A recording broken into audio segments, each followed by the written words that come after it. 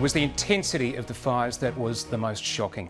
People who thought they were ready to defend their houses suddenly realised that this was no ordinary bushfire and that nothing could save their homes or indeed their lives, and they fled, often with literally minutes to spare. But even as Tasmania surveys the damage today, New South Wales is preparing for the worst tomorrow, facing another potent mix of extreme heat, strong wind and a whole lot of dry vegetation just waiting to explode. Well, more on that later in the program. We'll also speak with the Prime Minister, who today took a first-hand look at the damage in Tasmania. But first tonight, we take you inside that devastation with two remarkable stories from our reporters on the ground in Tasmania. They've been with some of the bushfire victims as they took their first look at what remains of their homes, and as they went looking for loved ones they thought they'd lost forever. We begin in the once picturesque fishing village of Dunalley with this story from reporter James Bennett and cameraman Simon Winter.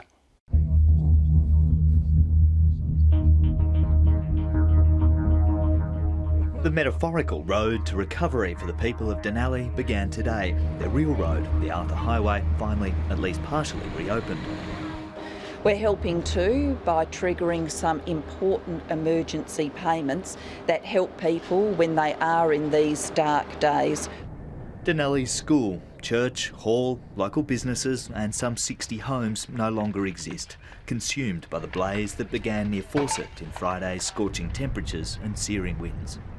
The logistical nightmare that's confronted fire crews battling these blazes and rescue workers trying to get locals and stranded tourists off the Forestier and Tasman peninsulas is in many ways an integral part of this area's history. The narrow finger of land over here at Dunalley and further south at Eagle Hawk Neck are the only ways in and out of this part of Tasmania by land.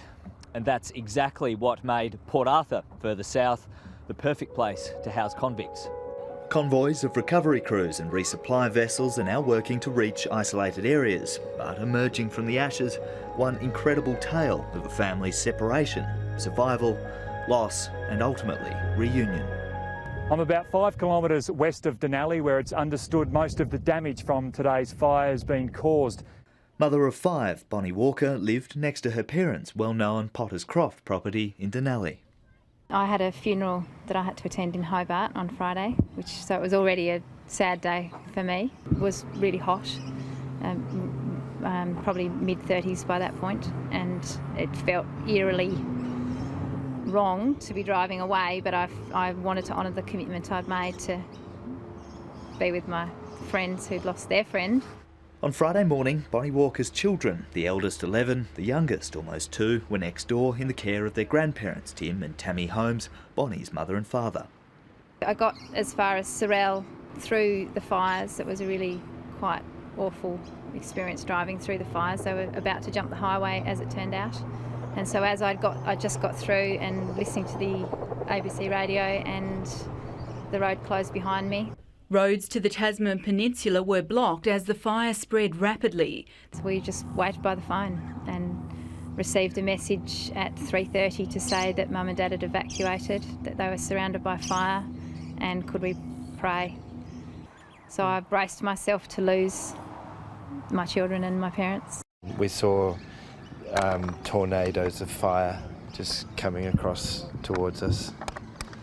And the next thing we knew, everything was on fire everywhere, all around us. Tim Holmes scrambled for the waterfront and safety.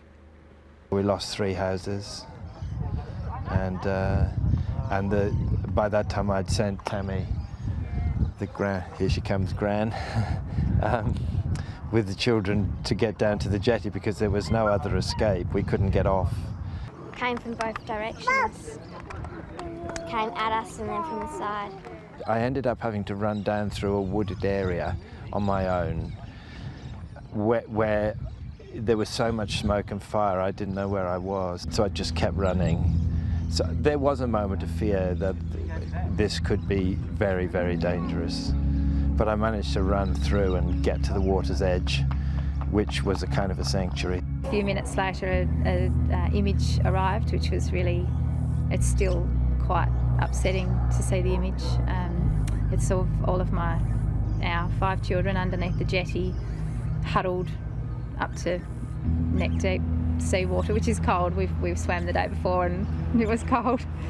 So I knew that would be a challenge to keep 3 non-swimmers above water. And with only my mum and dad and our eldest daughter. Even though there was hot ash and everything all over us, it was still cold. We were relying on the jetty really, and the difficulty was there was so much smoke and ember, and that there was only about probably 200 to 300 mil of air above the water. So we were all just heads, water up to our chins, just trying to breathe, because it was just, the atmosphere was so incredibly toxic. That was a very perilous time. And then it raged for 3 hours because there was a lot of sort of it was a wooded point, so everything was on fire, and it was just exploding all over the place. Yeah, amazing, just scorched. When the inferno finally subsided, Tim Holmes salvaged his dinghy. My father rallied against all odds and managed to go up and get a little dinghy off the foreshore and loaded our children in and my mum, and then dragged it into a headwind 200-300 metres around the point into the headwind, and got them to safety so that they weren't breathing the polluted air. After a sleepless night at the Dunalley Hotel, late on Saturday, the family is ferried back to safety by sea rescue volunteers. Yeah, spent a lot of time with good friends and prayed like I've never prayed before, and I think those prayers have been answered. So, yes, Charlotte, those prayers have been answered. So They're right in front of you. right in front of me. Yeah. Yes. You're home. One family member, however, wasn't with them. Hiking along Tasmania's remote southern coastline, husband and father David Walker, chaplain of the now destroyed Dunalley School, was uncontactable, totally unaware of the unfolding disaster. It's a pretty tough bit of news you got to break. Yeah, I've been thinking about that. Yeah, that's right. So I'll just sit him down and we'll work through it. At dawn yesterday, brother-in-law Angus Douglas left Hobart in the ABC's helicopter. The first campsite yields news David's party has moved on. I found you, mate. Everything's all right? The kids all right? Yeah, they're waiting to see you. Joined by David's fellow walkers, Angus explains. House is gone, is it? Yes, there's nothing left there, Dave. It's unfortunately the school and the survey, the old hall, the church, and probably half the dwellings in the town. So it's been the epicentre of damage of this fire. It's the worst thing, obviously, since '67. David Walker packs his tent and gear, farewelling his companions. Right, it's just lying. Okay, all the best. Thanks, Peter. We'll see you back in town. 45 minutes after being plucked from the wilderness, David and family are reunited in Hobart. Thank God you're all safe and well. No problem. Ash from Friday's fire had landed on the Walkers 115 kilometres away, and David Walker had a premonition the night before. When I heard the helicopter coming in this morning, I felt that the helicopter was coming in for me. I had a little bit of a dream during the night that I was going to be rescued by helicopter. The Walker and Holmes families are currently staying with friends in nearby Dodgers Ferry. Their road to recovery will undoubtedly be a long and difficult one, but David Walker says faith is on the family's side.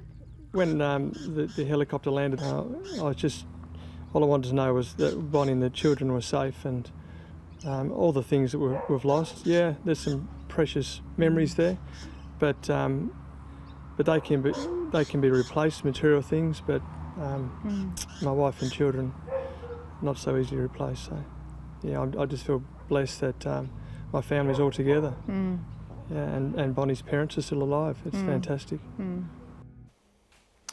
James Bennett in Dunalley.